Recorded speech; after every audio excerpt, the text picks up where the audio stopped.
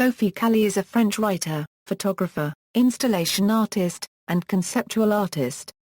Calle's work is distinguished by its use of arbitrary sets of constraints, and evokes the French literary movement of the 1960s known as Oulipo. Her work frequently depicts human vulnerability, and examines identity and intimacy. She is recognized for her detective-like ability to follow strangers and investigate their private lives. Her photographic work often includes panels of text of her own writing. Since 2005, Sophie Calle has taught as a professor of film and photography at European Graduate School in Saas-Fee, Switzerland. She has lectured at the University of California, San Diego in the Visual Arts Department. She has also taught at Mills College in Oakland, California. Exhibitions featuring the work of Sophie Calle took place at the Hermitage Museum in St. Petersburg, Russia, at Musée Copyright d'Art d'Histoire du Judaïsme, Paris, at Paula Cooper Gallery, New York, USA, at the Palais des Beaux-Arts, Brussels, Belgium. Videobrasil, SESC Pompeia, Sao Paulo, Brazil. Museum of Modern Art of Bahia, Salvador, Brazil. Whitechapel Art Gallery, London, UK. And the Pont Museum of Contemporary Art, Tilburg, the Netherlands. Works. 1979 euro 1981 After completing her schooling she travelled for 7 years. When she returned to Paris in 1979 she began a series of projects to acquaint herself again both with the city and people of Paris and with herself. However, she soon discovered that observing the behavior and actions of these strangers provided information with which to construct their identities. These sought to construct identities by offering documentary proof in the form of photographs.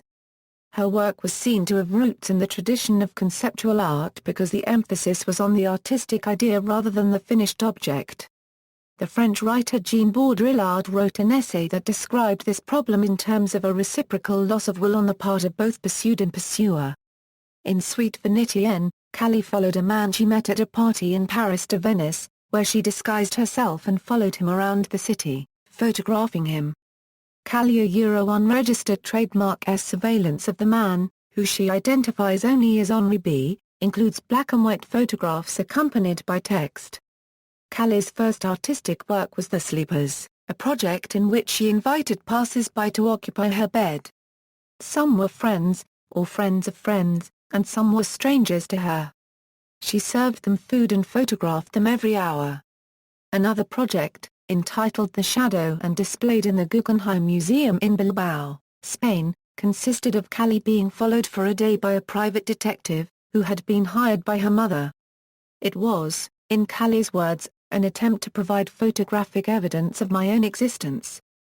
Calle proceeded to lead the unwitting detective around parts of Paris that were particularly important for her, thereby reversing the expected position of the observed subject. Aware of her follower, she also wrote about her experience in frequent journal entries throughout the day. Such projects, with their suggestions of intimacy, also questioned the role of the spectator, with viewers often feeling a sense of unease as they became the unwitting collaborators in these violations of privacy. Moreover, the deliberately constructed and thus in one sense artificial nature of the documentary evidence used in Calle's work questioned the nature of all truths. In order to execute her project The Hotel, she was hired as a chambermaid at a hotel in Venice where she was able to explore the writings and objects of the hotel guests. Insight into her process and its resulting aesthetic can be gained through her account of this project. I spent 1 year to find the hotel, I spent 3 months going through the text and writing it, I spent 3 months going through the photographs, and I spent 1 day deciding it would be this size and this frame. It's the last thought in the process. Mid and late 1980s. One of Calle's first projects to generate public controversy was a dress book. The French daily newspaper Libre Copyright Ration invited her to publish a series of 28 articles. Having recently found an address book on the street, she decided to call some of the telephone numbers in the book and speak with the people about its owner. To the transcripts of these conversations, Calle added photographs of the man's favorite activities, creating a portrait of a man she never met, by way of his acquaintances. The articles were published, but upon discovering them, the owner of the address book, a documentary filmmaker named Pierre Baudry, threatened to sue the artist for invasion of privacy. As Calle reports, the owner discovered a nude photograph of her, and demanded the newspaper publish it, in retaliation for what he perceived to be an unwelcome intrusion into his private life. Another of Calle's noteworthy projects is titled The Blind, for which he interviewed blind people, and asked them to define beauty. Their responses were accompanied by her photographic interpretation of their ideas of beauty, and portraits of the interviewees. Calle has created elaborate display cases of birthday presents given to her throughout her life. This process was detailed by GRA copyright Paula in his memoir The Mystery Guest, an account. According to Paula, the premise of his story was that a woman who has left a man without saying why calls him years later and asks him to be the mystery guest at a birthday party thrown by the artist Sophie Calle. And by the end of this fashionably and utterly humiliating party, the narrator figures out the secret of their breakup. She is fascinated by the interface between our public lives and our private selves. This has led her to investigate patterns of behavior using techniques akin to those of a private investigator, a psychologist, or a forensic scientist. It has also led her to investigate her own behavior so that her life, as lived and as imagined, has informed many of her most interesting works. 1990s. In 1996, Calle asked Israelis and Palestinians from Jerusalem to take her to public places that became part of their private sphere, exploring how one's personal story can create an intimacy with a place. Inspired by the Eruv, the Jewish law that permits to turn a public space into a private area by surrounding it with wires, making it possible to carry objects during the Sabbath, the Eruv de Jar copyright Jerusalem is exposed at Paris's Musée copyright d'art d'histoire du Judaïsme. The same year, Calle released a film titled No Sex Last Night which she created in collaboration with American photographer Gregory Shepard. The film documents their road trip across America, which ends in a wedding chapel in Las Vegas.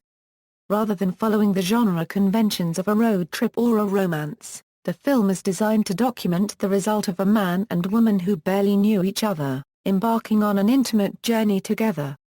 Calle asked writer and filmmaker Paul Auster to invent a fictive character which I would attempt to resemble, and served as the model for the character Maria in Auster's unregistered trademark novel Leviathan. This mingling of fact and fiction so intrigued Calle that she created the works of art created by the fictional character, which included a series of color-coordinated meals. Auster later challenged Calle to create and maintain a public amenity in New York City. The artist's response was to augment a telephone booth on the corner of Greenwich and Harrison Streets in Manhattan with a notepad, a bottle of water, a pack of cigarettes, flowers, cash, and sundry other items. Every day, Calle cleaned the booth and restocked the items, until the telephone company removed and discarded them. This project is documented in the Gotham Handbook.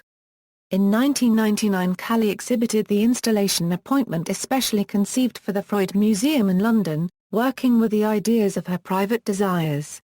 In Room with a View, Calle spent the night in a bed installed at the top of the Eiffel Tower. She invited people to come to her and read her bedtime stories in order to keep her awake through the night. The same year, Calle had her first one-woman show at the Musée Copyright National d'Art Moderne at Centre Georges Pompidou in Paris. 2000s Douleur Exquise was commissioned in 2003. She reluctantly chose to spend 3 months in Japan, deciding to make the journey take a month by taking the train through Moscow and through Siberia, then through Beijing, then to Hong Kong. She was supposed to meet her lover in New Delhi, but he didn't turn up, instead sending her a telegram which said he was in an accident and couldn't come. She finds out he only has an infected finger, a felon, and that he has actually found another woman. She took a photograph every day until the day they were supposed to meet in New Delhi, and wrote about how much she looked forward to meeting him. The second half of the book was all about the pain of the heartbreak. She would write about the horrible memory of the conversation where she realized he was breaking up with her on one page, and ask people to tell her their worst memory, which was placed on the right. Over the days, her story became shorter and shorter as her pain dissipated over the time. The juxtaposition of every Euro unregistered trademark's terrible memories also played down the pain of a simple breakup. Calle's text Exquisite Pain was adapted into a performance in 2004 by Forced Entertainment, a theatrical company based in Sheffield, England.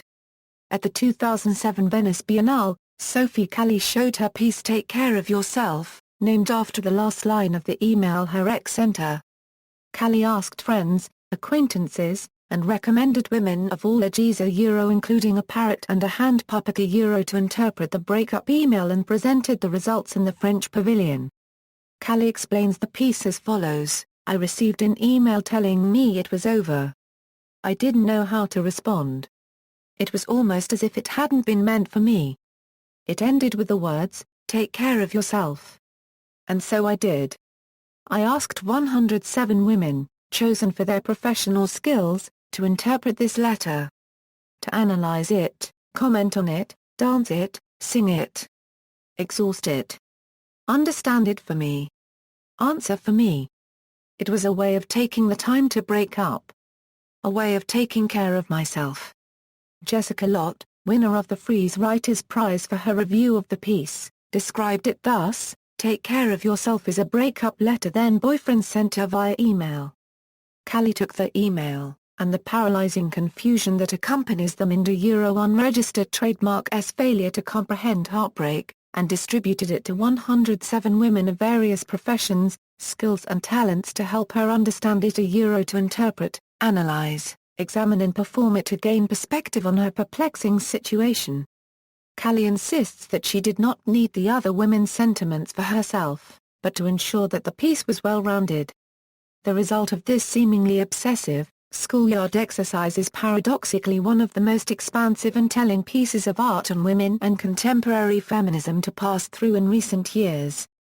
At her gallery shows, Calle frequently supplies suggestion forms on which visitors are encouraged to furnish ideas for her art, while she sits beside them with an uninterested expression. In November 2008, she participated in an exhibition system EC, Unfestival de Coincidence proposed by the Star Copyright Ra Copyright Types Associé Copyright S in Mains d'Oeuvre, Paris. In October 2009, a major exhibition of her works, including Take Care of Yourself, The Sleepers, Address Book and others, opened at the Whitechapel Gallery in London. In 2010 another major exhibition opened in Denmark at the Louisiana Museum of Modern Art. 2010s In 2011 her work True Stories was installed at the historic 1850 house at the Pont building at Jackson Square in the French Quarter of New Orleans, Louisiana as part of the Prospect 2 Contemporary Art Festival. The house, an historic museum that is managed as part of the Louisiana State Museum, is furnished with historic furniture as it was in the mid-19th century.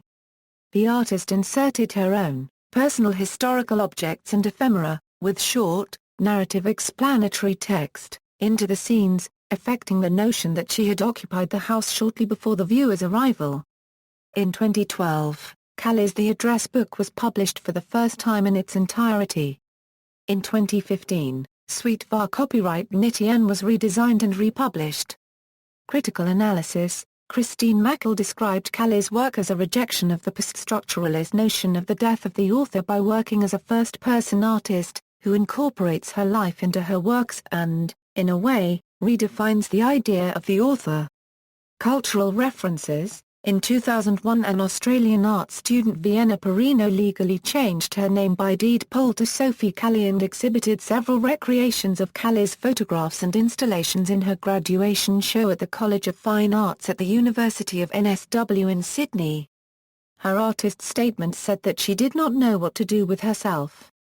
Bibliography: Sophie Calle, Double Game, with the participation of Paul Oster, Violet Editions, 1999.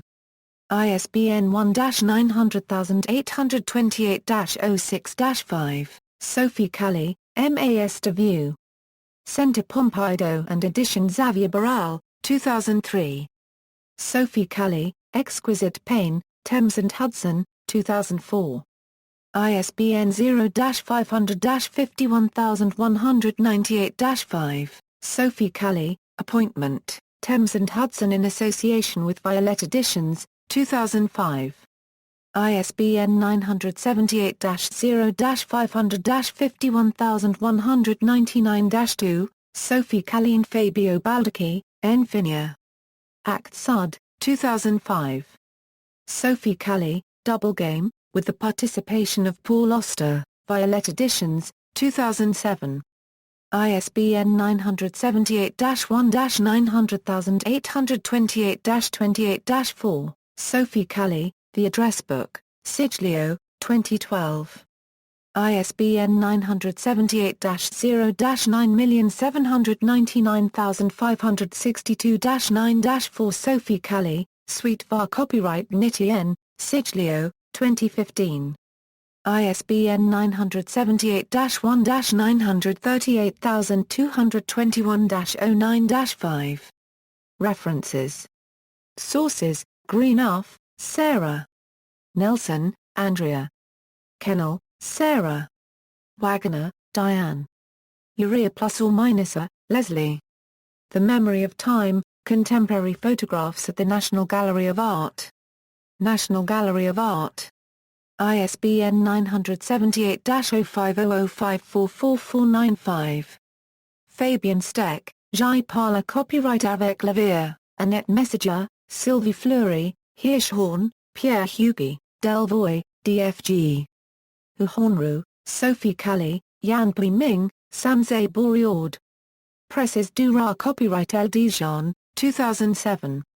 Gabrielle Moser, Working Through Public and Private Labor, Sophie Calle's Prenes Soindevas and Paradoxa, International Feminist Art Journal Volume 27 January 2011 pages 5 €13. External links, Sophie Calle. Faculty page at European Graduate School, Vienna del Rosario Perino website. Retrieved January 28, 2013. Sophie Calle at Gallery Emmanuel Perrotin Museum, Profile of Sophie Calle at Art Berlin, Sophie Calle books published by Violet Editions, Tate, Venice Biennale. Sophie Calle the artist talks about her contributions to the 2007 Venice Biennale. June 29, 2007, Artist Biography and List of Video Works by Sophie Calle at electronicartsintermixoe.org. The Address Book at Siglio Press, Suite var Copyright Nitien at Siglio Press, Sophie Calle Twitter account, Double Game on Violet Editions.